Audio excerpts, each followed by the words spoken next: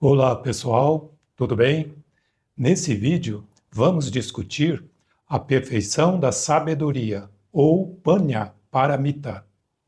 Você que está chegando aqui pela primeira vez e não conhecia o canal, se inscreva e procure conhecer o nosso trabalho. Se gostar, compartilhe e não se esqueça de deixar o seu like. Seja muito bem-vinda e muito bem-vindo ao canal Visão Budista. Vamos à contextualização. As paramitas, traduzidas como perfeições ou virtudes transcendentais, são qualidades que devem ser desenvolvidas por um Bodhisattva para alcançar o estado de Buda universal, ou Sama Sambuddha. O Bodhisattva não busca apenas a libertação pessoal. Seu objetivo é redescobrir o verdadeiro Dhamma e ensiná-lo a todos os seres para que possam se libertar do processo de renascimento e eliminar todo o sofrimento. Todos os seres podem aprender esse Dhamma genuíno de um Buda universal ou de um de seus discípulos verdadeiros e alcançar o estado iluminado. E para isso, o desenvolvimento das paramitas não é um pré-requisito obrigatório. Apesar disso, para todos aqueles que almejam alcançar o estado de Arahant, é recomendável praticar e desenvolver as paramitas, pois isso vai ajudar a progredir no caminho. A perfeição da sabedoria Panya Paramita é, sem dúvida, a essência das 10 paramitas.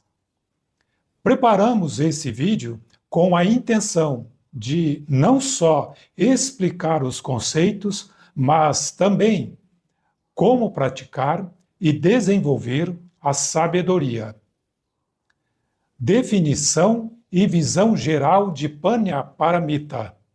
O termo em Pali, Panya, normalmente é traduzido como sabedoria, discernimento ou insight. E Paramita, como sabemos, significa perfeição ou virtude transcendental. Então, a expressão Panya Paramita pode ser traduzida como perfeição da sabedoria. No budismo, sabedoria refere-se à compreensão intuitiva e direta da verdadeira natureza da realidade. Ela é o conhecimento que erradica o sofrimento e conduz à libertação. A sabedoria não se restringe ao conhecimento adquirido pelo estudo, mas envolve também o conhecimento da própria experiência pessoal, principalmente da meditação do insight ou vipassana. A perfeição da sabedoria é uma sabedoria transcendental. É o ideal do Bodhisattva, que a desenvolve até alcançar a perfeição suprema. Para um praticante budista, é importante desenvolvê-la, pelo menos em nível suficiente para conseguir sua própria libertação.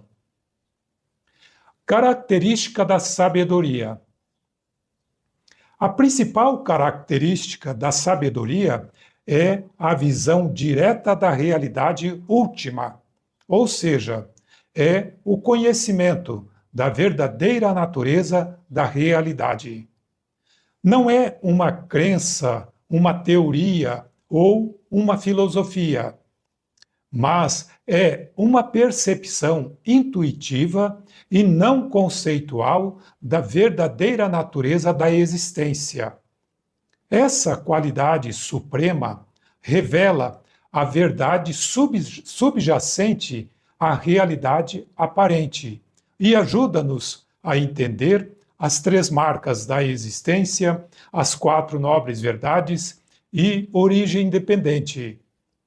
Com sabedoria, conseguimos eliminar o desejo e o apego aos prazeres sensoriais, purificar a mente, erradicar o sofrimento e nos libertar do processo de renascimento. A sabedoria e as verdades relativas e absoluta. A sabedoria pode ser entendida em dois níveis.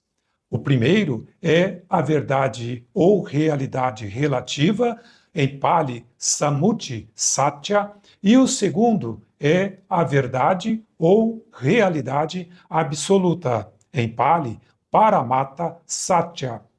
Às vezes, essas duas verdades são expressas pelas palavras sabedoria relativa e sabedoria absoluta, respectivamente. A seguir, vamos tentar explicar o que essas verdades ou sabedorias significam. Primeira, verdade ou realidade relativa. Verdade ou realidade relativa é aquela percebida por uma pessoa comum em suas experiências cotidianas. É chamada relativa porque depende de convenções, linguagens e perspectivas.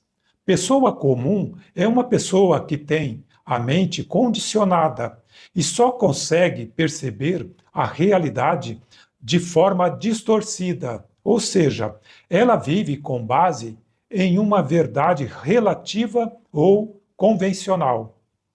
É a maneira como percebemos e descrevemos o mundo através de nossos sentidos físicos, pensamentos e convenções sociais. É uma realidade aparente ou uma verdade velada. Por exemplo, quando dizemos eu estou sentado numa cadeira, isso só é verdadeiro de acordo com convenções humanas. Se investigarmos, vamos perceber que não existe um eu com uma essência permanente e independente ali sentado. E que cadeira é um nome ou rótulo que damos a um objeto e concordamos socialmente que ele serve para se sentar. A verdade relativa é útil e necessária para nos conduzirmos no mundo. Sem ela, não é possível levar uma vida normal. Por exemplo, estudar, trabalhar, fazer as atividades domésticas, etc. Em essência, a verdade relativa é a realidade que experimentamos através do véu da ignorância, que nos impede de perceber a verdade última, ou seja, de perceber a verdadeira natureza da realidade. Segunda, verdade ou realidade absoluta. Verdade ou realidade absoluta é uma verdade universalmente válida. Não depende de contexto, tempo, opinião ou cultura, e é permanente e imutável. A verdade absoluta é a compreensão da realidade como ela realmente é, mas é uma verdade inefável e que não pode ser colocada em palavras. Ela está além das aparências e de rótulos conceituais. Ao colocarmos essa verdade em ideias ou conceitos, a corrompemos e ela deixa de ser pura e aquilo que é obtido da experiência direta. Quando conseguimos perceber a verdade absoluta, alcançamos o estado iluminado, ou seja, nos libertamos do processo de renascimento. Isso significa que Nibbana é a verdade última. Exemplos. Primeiro, quando sentamos para meditar e focamos nossa atenção na sensação tátil do ar fluindo pelas narinas, estamos tendo uma experiência direta e nos aproximando da verdade absoluta. Mas se começarmos a contar as respirações, quebramos a experiência direta e passamos para o campo da verdade relativa ou convencional. Segundo exemplo, ao olhar para uma árvore sem gerar opiniões sobre ela, estamos tendo uma experiência direta e podemos, assim, nos aproximar da verdade absoluta. Mas se acharmos que se trata de uma laranjeira, então deixamos a experiência direta e entramos no mundo dual da verdade relativa, em que há o observador, nós, e o objeto observado, a árvore. As duas verdades não se contradizem, elas se complementam. A verdade relativa é um meio hábil para nos conduzirmos no mundo, mas baseada em convenções sociais e práticas. Por outro lado, a verdade absoluta é o que pode ser experimentado diretamente, sem a mediação de conceitos, aquilo que realmente existe em termos de experiência imediata. Enquanto percebermos apenas a verdade relativa, vamos continuar em busca de prazeres sensoriais que no final sempre leva ao sofrimento. Ou seja, vamos continuar no processo de renascimento. Mas, ao compreendermos a verdade última, não teremos mais desejos e nem apegos aos prazeres sensoriais. Alcançamos o estado de Arahant e erradicamos todo o sofrimento. É muito importante compreender que Nibbana é a verdade última, para não desperdiçarmos um tempo precioso tentando compreender coisas que só um Arahant consegue. Pessoas comuns, devido às impurezas mentais, não conseguem perceber a verdade última, percebe apenas a verdade relativa. Ressalta-se que, embora o progresso seja lento e gradual, todos nós podemos alcançar o estado de Arahant nessa mesma vida. Mas, se alcançarmos pelo menos o primeiro estágio do caminho, o estágio Sotapanna, teremos realizado uma grande façanha e ficaremos em uma situação privilegiada no Sansara.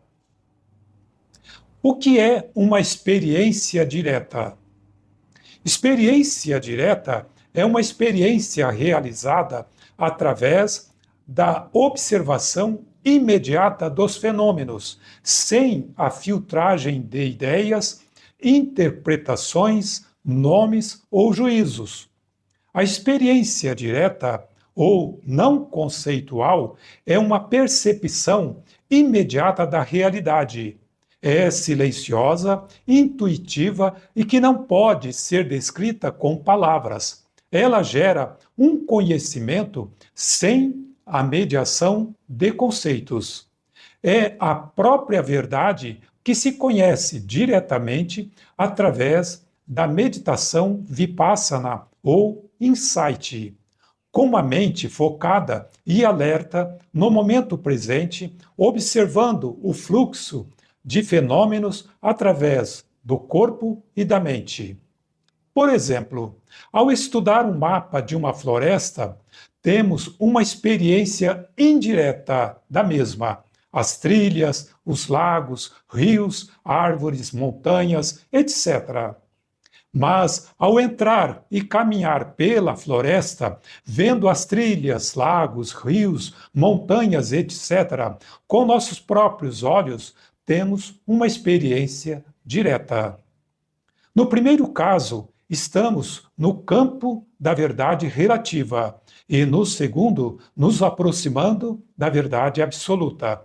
Então, o mapa é útil e, inicialmente, é essencial, mas não é a floresta propriamente dita. Ou seja, a verdade relativa é necessária para percebermos a verdade absoluta. Desenvolvimento da sabedoria. Para explicar o desenvolvimento da sabedoria, vamos comentar alguns pré-requisitos, apresentar um procedimento geral e fazer algumas observações. Primeiro, pré-requisitos. Para progredir no caminho espiritual budista, é necessário reduzir gradualmente a ignorância. E para isso, o Buda ensinou 3 treinamentos essenciais: a conduta moral, a concentração e, finalmente, o treinamento da sabedoria. Esses 3 treinamentos envolvem os 8 passos do nobre caminho óctuplo. O primeiro deles, o treinamento da conduta moral, envolve a fala correta, ação correta e meio de vida correto.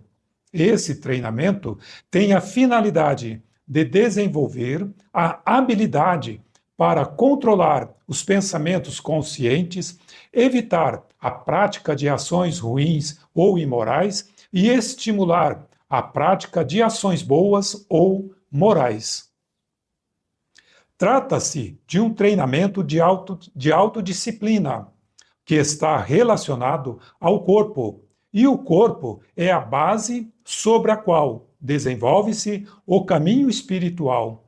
O corpo é o aspecto mais grosseiro, e se não tivermos um controle mínimo sobre ele, não teremos controle de nossa conduta. Para viver uma vida moral, é necessário treinar a mente em nível suficiente para observar os preceitos budistas e interromper a prática de ações imorais. A conduta moral é essencial para os 2 treinamentos subsequentes, concentração e sabedoria. Mas, por melhor que seja, apenas a conduta moral não é suficiente e não garante o acesso e nem o controle da mente. Temos que desenvolver a capacidade de escolha do que pensamos e como agimos. Caso contrário, não vamos conseguir avançar. Isso requer também o treinamento da concentração. Esse treinamento visa desenvolver a habilidade necessária para acalmar a mente e mantê-la com atenção plena em tudo o que fizermos. Se alcançar a perfeição, alcança-se um estágio de absorção profunda, chamado samadhi.